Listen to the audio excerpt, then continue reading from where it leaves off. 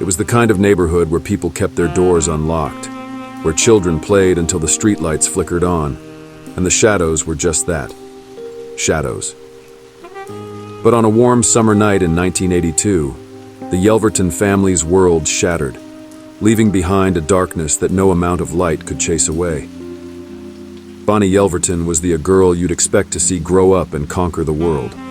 Smart, full of promise, with a future as bright as the morning sun.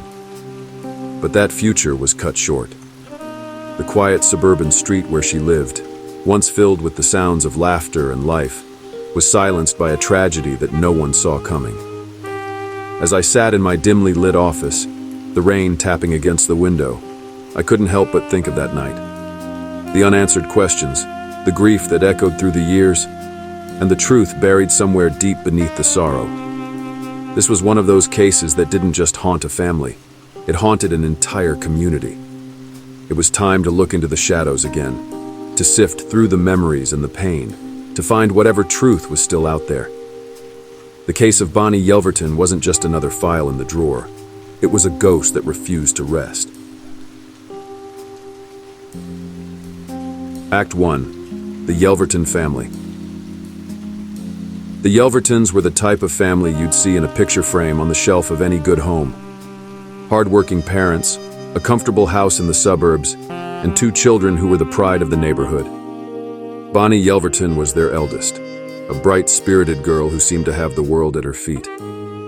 Bani had a way about her that drew people in. She was sharp as a tack, always the first to raise her hand in class, and her teachers often spoke about her with a kind of reverence. A natural talent for music, she could make a piano sing, her fingers dancing over the keys as if she was born to play.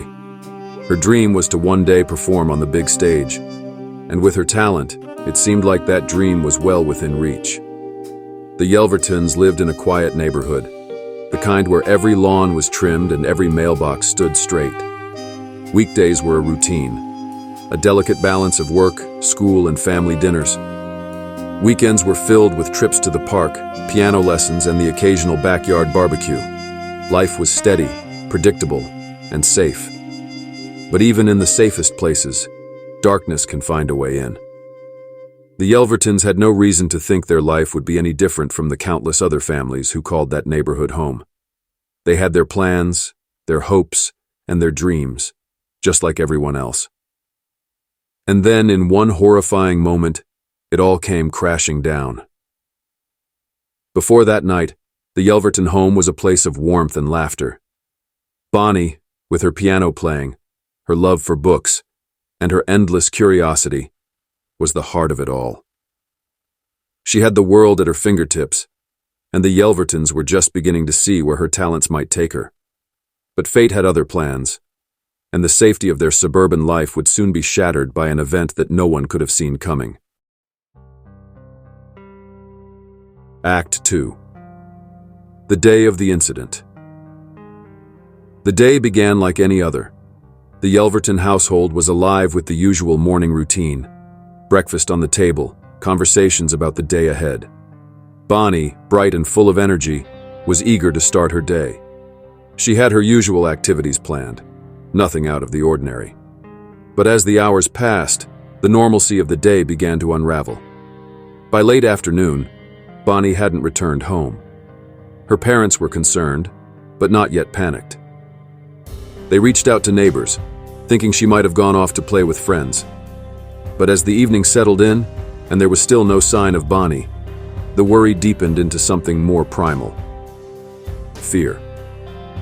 Nightfall brought the Yelvertons to the police station, reporting their daughter missing. The officers on duty responded quickly, understanding the urgency of a missing child. A search was organized, with neighbors joining in, flashlights cutting through the dark, calling out Bani's name. But there was no answer. Then came the moment that would haunt them all. A neighbor, out walking his dog near a secluded area not far from the Yelverton home, stumbled upon something that made his blood run cold. Bani's lifeless body, hidden among the underbrush. The news hit the Yelverton family like a sledgehammer, grief, disbelief, and anger all crashing down at once. The police arrived swiftly, securing the area, while the Yelvertons stood on the edge of a nightmare they couldn't wake up from. The scene was treated with the utmost care, but in that moment, the cold reality was impossible to ignore. Bani was gone, and nothing would ever be the same. The investigation started immediately. Detectives combed the area for clues, looking for anything that might explain what had happened. But the initial findings were scarce, and the shock of the discovery left everyone reeling. In the span of a few hours, the Yelvertons' world had been shattered, and the search for answers had only just begun.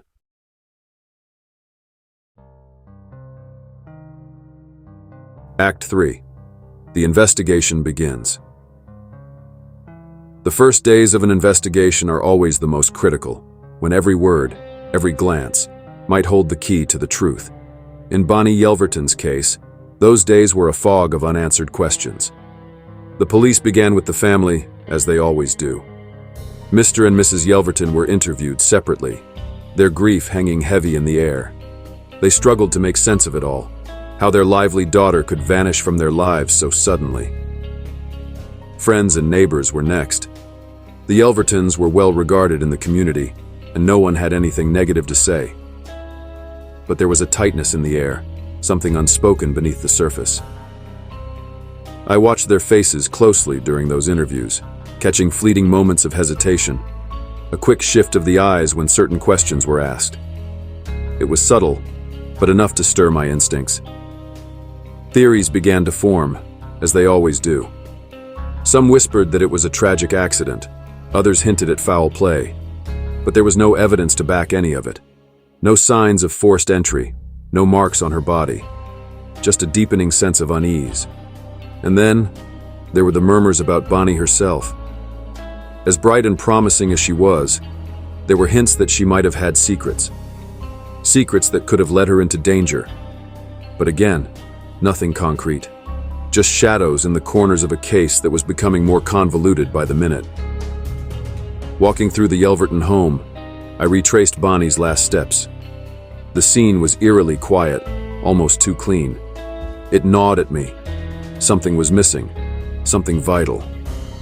I've seen enough in my time to recognize when the pieces don't fit, and this case was beginning to feel like a puzzle with too many missing pieces. As I observed the Yelvertons, I couldn't shake the feeling that there was more to their story. Their grief was palpable, but there was something else, a tension just beneath the surface. It was too early to say what, but I knew I needed to keep digging. The investigation was just beginning, and I could already tell it wasn't going to be straightforward. This case had the makings of a mystery that would linger long after it was solved, if it ever was. But one thing was certain.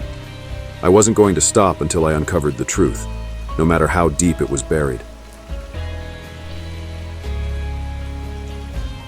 Act 4. Uncovering the truth. As the investigation deepened, the layers of Bani Yelverton's life began to unravel, revealing complexities that no one had anticipated. The Yelvertons, like any family, had their secrets, but these were the kind that changed everything. It started with a simple piece of evidence, overlooked in the chaos of those first hours: Bani's diary. A typical young girl's diary, or so it seemed, until I opened it. Among the innocent entries about school and friends were mentions of a stranger, someone Bani had noticed around the neighborhood. At first, her words were tinged with curiosity, but soon they turned to fear. The descriptions were vague, just enough to suggest a shadowy figure, but not enough to pinpoint who it was. Still, it was a lead, and in this case, even the smallest hint was worth pursuing. I brought the diary to the team, and we dug deeper. We revisited neighbors, asking about anything unusual in the days before Bani's death. A few mentioned seeing a man who didn't belong in their quiet suburb, but details were scarce. It felt like chasing shadows, and the frustration was mounting. As the days passed, doubts crept in. Were we missing something? The Yelvertons, the neighbors, even Bani herself. There was a hidden piece to this puzzle, something just out of reach. This wasn't just a tragic case. It was a reminder of the secrets we all keep, even from those closest to us. Then, just as we were hitting a wall, a new witness came forward. They had seen a car parked near the Yelverton house that night. It was a small detail, but enough to reignite the investigation. We traced the car to a man with a history of violence, someone with a past connection to the Yelvertons. Suddenly, the pieces began to fit.